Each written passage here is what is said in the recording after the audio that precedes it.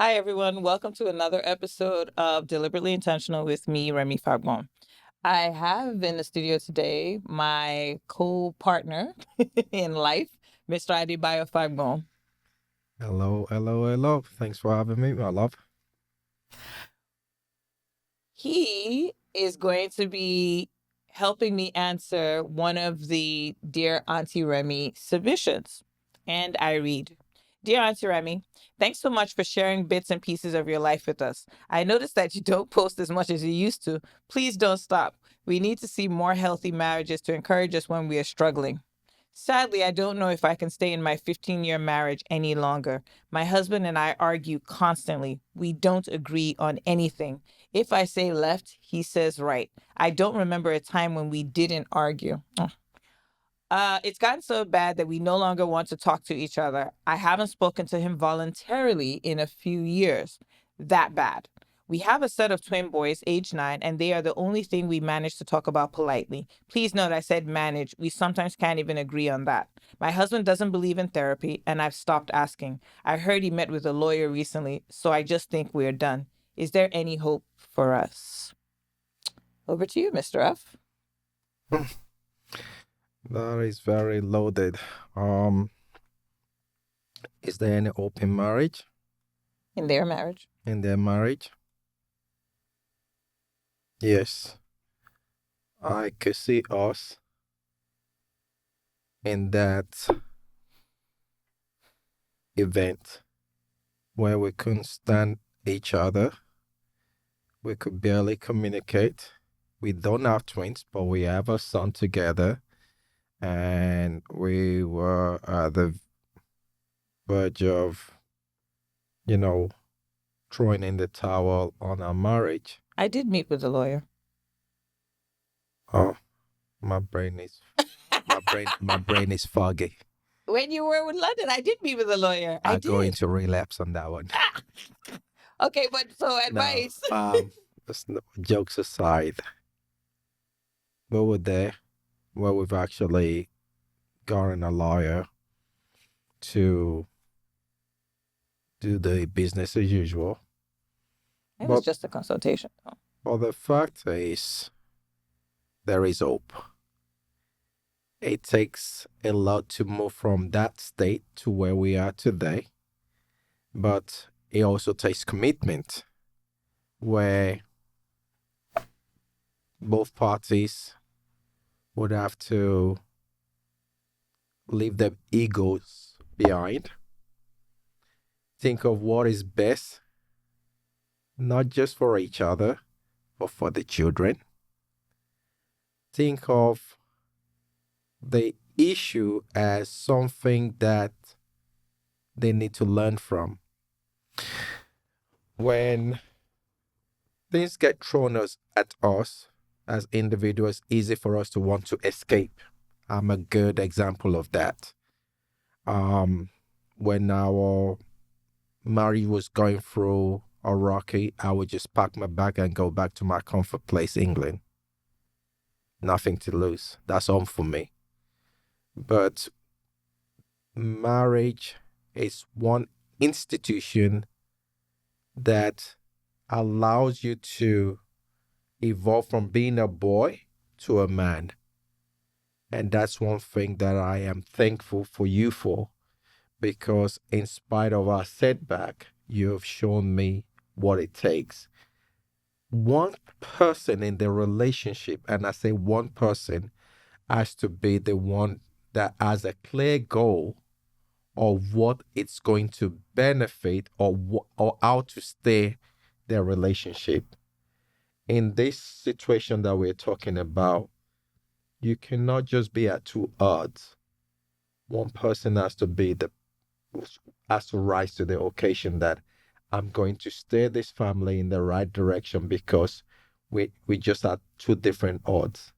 So at the point of disagreement, that's not when we want to be throwing petrol On already burning on fire. a Randy Bunny. One person has to step back and say, okay, I'm going to be the bigger person in my relationship is my wife, right? Because my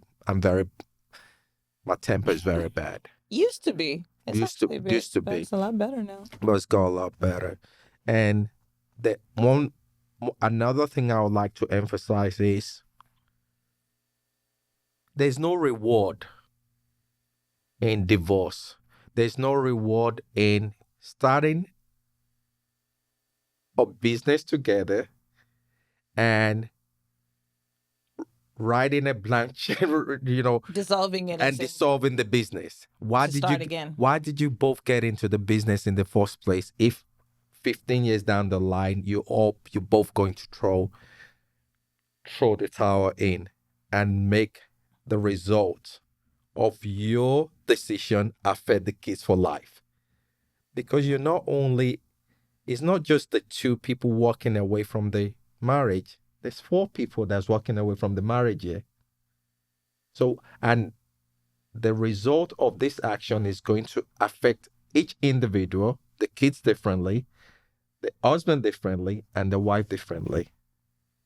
So why don't we just look for a path to bring unity instead of separation? And that comes back to both parties being co-owners of the relationship. What do you want out of this relationship? She will state all her views. You meet, you agreed, you compromise. The other person will say, whatever there is, because most men don't even know what they want, but that's a different topic. They will tell you, I just want to be happy. Be specific. What that happiness mean? What does that look like? What does that look like in plain English, right? I need time to meditate from 3 to 5 to get my day in order. Specifics, right? So going back to your folks, I believe they need to have a clear agenda of what's not working and come up with a plan. Back to you. So what I would say is take it one at a time. One at a time, I would say, first things first, what is causing the argument? From when you first met, was it debate did you guys meet over a debate? You say you can't remember a time when you didn't argue. Were you both on 2 opposing teams? Are you both lawyers? You didn't tell me much about your profession. You didn't say much about anything, but you've always argued, it seems. Did you argue on your wedding day? Did you argue about everything? You must have had some unison at some point. When did it start to change? I love that. So you always have to go back to the beginning. When did it change? And if you can find when it changed, try and unravel that moment and why it continued to spiral from there. Something happened to make that continue to happen. That's part 1. Part 2, I know from personal experience, when I used to argue incessantly, it was coming from past trauma. I was always like, my mother did not have a voice. I must have a voice. I must say this. Do you remember those days? Yes, I do. I had to have an opinion. I needed to tell you the sun was shining. I needed to tell you the moon was setting. And you had to hear me say it. No, well said. A lot of us don't look at the root cause of what's causing issues. And you said it very well. We need to go back in time, and look at when the changes started, and why it started, and what part we both played in it. No blaming the other person. And there's another part to this too. So when I used to, and what I didn't realize back then in our time, I needed to hear I was trying to have an opinion. Remember, my mom died unhappy. My voice needed to be heard. So I was always very, very, very argumentative. Very vocal. I was very vocal. I was also very angry. I didn't know how to regulate my tone. So I always felt like everything, and he, on the other hand, it was a trigger for him because he watched his parents argue and he hated that. So anytime we would argue, it's like, hey, this girl has come again. And like it or not, so he would respond to me, not based on what I was saying, but how it made him feel, which was throwing him back to his own trauma. So how about that? I was triggering trauma that I didn't know he had. And I think that in some similarities, you may not realize that the argument that to you, I don't know, you never talked about the source of your argument or why you were arguing, but for whatever reason, if you're anything like most women, we are coming from a place of Pain. not having pain, exactly, Place not having a of pain. voice, not being heard, not doing a bunch of things, and from there you're now responding. So try to deal with that. Then two, find out why he does not like therapy. There's a reason too. It might be one, he's either heard people say it doesn't work, he's never met somebody that it has been successful for. He does not realize that talking about your issues is actually healing because he may have had something. There's just so many reasons. Always try to find out the why a person says something. Don't just take it like no means no. No means no is actually just on its way to a yes. It just depends on the right ingredients. A no is still okay. It's not fixed. Just like a yes is not fixed. Anything can make any of these things fluid if you actually look past the most obvious of things. But do I think that there's hope for you? Yes. And here's why. You guys managed to get to 15 years. So that means that there's something there. My aunt said this to me too when we were going through it in 10 years. She says, you guys managed to get to 10 years, which means that there's something there. So I'm going to toss that right back to you. 15 years means that there's something there. You both could have gone your separate ways, but you managed to stay. Then you now have two amazing boys that you need to fight this out for. I don't want you to fight to just continue to fight for fighting's sake. Fight for your love. You did not mention love, but I've got to hope that it's in there somewhere.